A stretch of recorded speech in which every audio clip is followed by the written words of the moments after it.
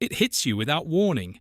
You're standing somewhere ordinary, a kitchen, a street corner, the middle of a conversation, and suddenly the floor of reality shifts beneath you. This has happened before, not something like it. This, the exact angle of the light, the precise words being spoken, the way you're standing, all of it, you are certain, has happened once before in exactly this way. For a few seconds, you are gripped by an impossible certainty. You already know what comes next, and then it's gone. The feeling drains away as quickly as it arrived, and you're left standing in an ordinary moment that no longer feels ordinary at all, wondering what just happened to your mind. This is déjà vu, French for already seen, and almost everyone alive has felt it. It is one of the most common strange experiences a human being can have, and also one of the least understood. For something so familiar, it remains genuinely mysterious. We can describe it perfectly. We still cannot fully explain it. But the explanations we do have point towards something unsettling. Something that, once you see it, changes how you think about every ordinary moment you've ever trusted. Because déjà vu is not a glimpse of the future, and it is not a memory of a past life. It is a glitch. And the glitch reveals a secret about how your mind builds the feeling of reality itself. This is TheLiminal. Step into the space between. Part 1. The feeling everyone knows and no one can pin down. Surveys suggest that somewhere around 2 out of 3 people experience déjà vu at least once. It tends to arrive more often when we're young and to fade as we age. It strikes more during times of tiredness or stress, and it almost always vanishes within seconds, leaving nothing behind but the strangeness of having felt it. What makes déjà vu so hard to study is exactly what makes it so eerie. It is not a thought, it is a feeling. You don't conclude that you've been somewhere before by reasoning it out. You simply feel it with total conviction. In the same instant you know it can't be true. That's the uncanny signature of déjà vu. The experience and the doubt arrive together. Part of your mind is shouting, "This has happened before," while another part calmly answers, "No, it hasn't." That split is the first clue, because it tells us something important. The feeling of familiarity and the fact of remembering are not the same thing. We assume they always travel together, that when something feels familiar, it's because we actually remember it. Déjà vu is the moment those two come apart. And to understand why, we have to look at how your brain manufactures the sensation of familiarity in the first place.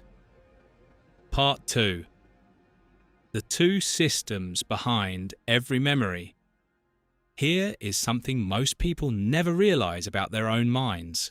When you recognize something, 2 completely different processes are quietly working at once.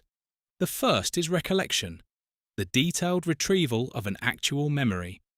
You see an old friend's face and you can place them, their name, where you met, the things you did together. That's recollection. It comes with content, with specifics, with a story.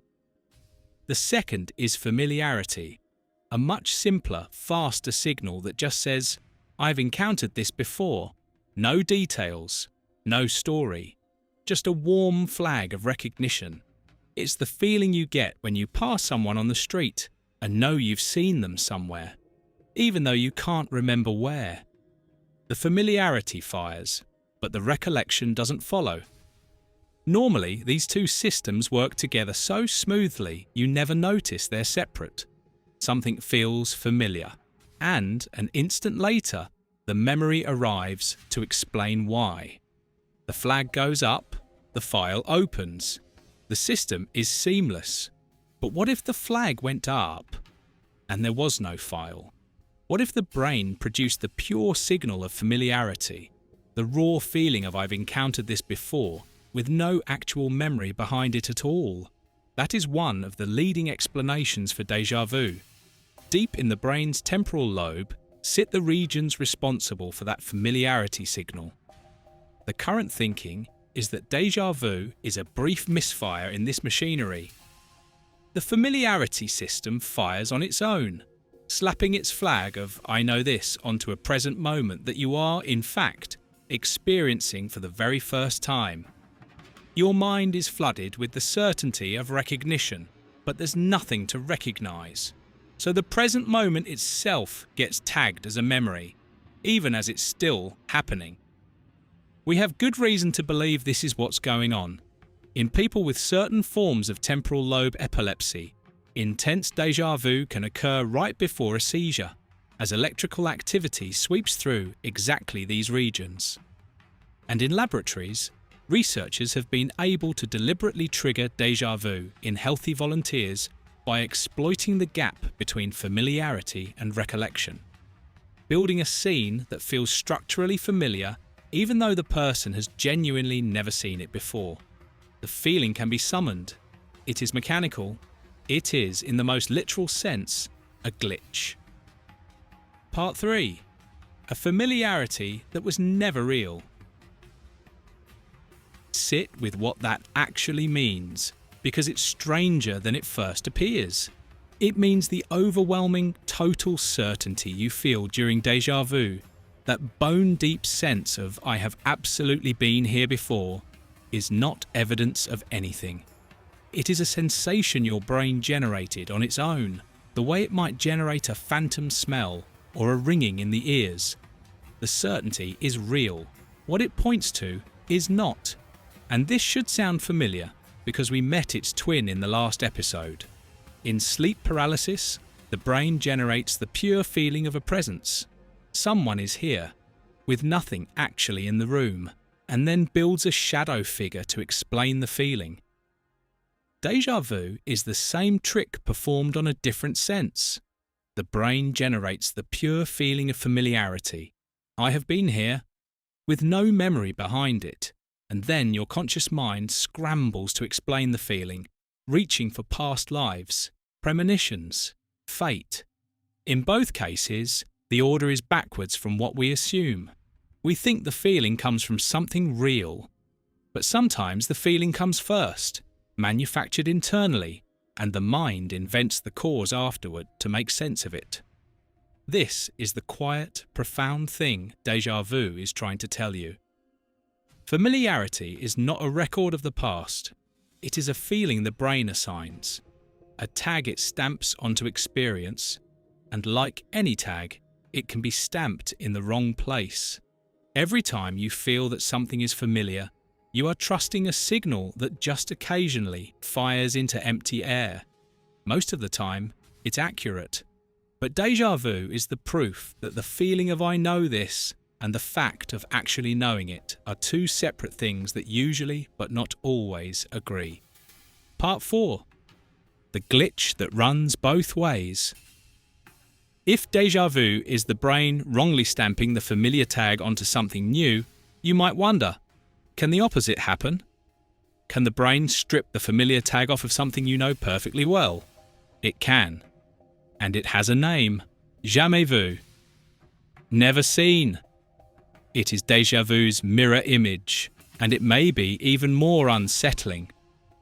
Jamais vu is the sudden, eerie sense that something completely familiar has become foreign. You can trigger a mild version of it yourself right now. Take a common word, say "door," and write it, or say it aloud over and over. Door, door, door, door. Within a dozen repetitions, something strange happens. The word starts to feel wrong. It loses its meaning, dissolving into a clump of arbitrary sounds. You're looking at a word you've known your entire life, and for a moment it's just nonsense shapes.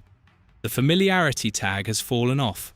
That small, slightly dizzying experiment is a window into the same machinery as déjà vu. It shows you, on demand, that the feeling of familiarity is something your brain actively maintains, and that it can be switched off. Familiarity isn't woven into the thing itself. It's a coat of paint the brain applies, and you can watch it peel. There's a third cousin in this family worth naming. Presque vu, almost seen. The tip of the tongue state, where a word or a name hovers just out of reach, maddeningly close, refusing to surface. Together, these three are the little glitches at the seams of perception. Déjà vu, the false sense of the past. Jamais vu, the loss of the familiar. Presque vu, the knowledge you can feel but cannot reach. Each one is a tiny crack where the smooth surface of ordinary experience splits open, and for an instant you can see that the surface was built, that it was never as solid as it seemed. Part 5. The fold in time. For most of human history, of course, no one talked about temporal lobes or familiarity signals. They had only the raw experience, the uncanny certainty of having lived a moment before, and they reached, as humans always do, for a story to hold it. And the stories they reached for are revealing. Across cultures, déjà vu has been read as a memory bleeding through from a past life, as a glimpse of a future already written, as a brush against fate, or a sign that a moment was meant to be. What unites all these interpretations is that they treat déjà vu as a crossing, a place where the ordinary flow of time briefly folds, where past and present, or present and future, touch. And that instinct, while wrong about the mechanism, is pointing at something true about the experience. Déjà vu is a liminal moment in the purest sense. For a few seconds, you are caught between two states that should never overlap. The present, which you are living, and the past, which you seem to remember, laid one on top of the other, impossibly at the same time. You are standing in the doorway between now and before, with one foot in each, exactly as the sleeper in paralysis stands in the doorway between waking and dream. This is why déjà vu unsettles us far out of proportion to how long it lasts. It is not just a strange feeling, it is a brief, involuntary visit to the threshold, the in-between place where the rules of ordinary time seem, for an instant, to come apart. Our ancestors felt that fold and called it fate or past lives. What they were really feeling was the seam of their own constructed reality, showing for just a second before it sealed over again. Part 6. Standing at the seam. So what do you do with the next déjà vu that comes for you? And it will come. You can let it frighten you, or fill you with the sense that something cosmic is afoot, or you can recognize it for what it is, a glimpse behind the curtain. In that strange, doubled instant, your mind is showing you its own machinery. It's showing you that familiarity is something it manufactures, not something it merely records. It's showing you that the seamless, solid present you move through every day is being stitched together, moment by moment, by systems you never see. And that, just occasionally, you can catch a stitch coming loose. Most people will live an entire life and never once question whether the feeling of "I've been here before" actually means they've been there before. They'll trust the feeling because it feels true, and feeling true is usually good enough. But déjà vu is the small, repeated proof that feeling true and being true are not the same. That your brain can hand you absolute certainty about something that never happened, and do it so convincingly that for a moment you'd swear it on your life. That's the gift hidden inside the glitch. Not a message from a past life, not a window into fate, something stranger and more useful. A reminder that the most ordinary moment you will ever stand in is being built, in real time, by a mind that is making more of it up than you could ever guess. Déjà vu, jamais vu, the presence in the dark, they're all the same lesson arriving by different doors. The reality you trust is assembled, and at the threshold you can watch it being made. There are more seams to find. The room that feels wrong for no reason you can name. The face that is almost, but not quite, human. the moment you walk through a doorway and forget why. We'll open each of them in turn. If this gave you a new way to understand that flicker of impossible familiarity, subscribe and stay with us. New documentaries every Wednesday and Saturday. There's a whole country at the edge of consciousness, and almost no one ever maps it. This is TheLiminal. Step into the space between.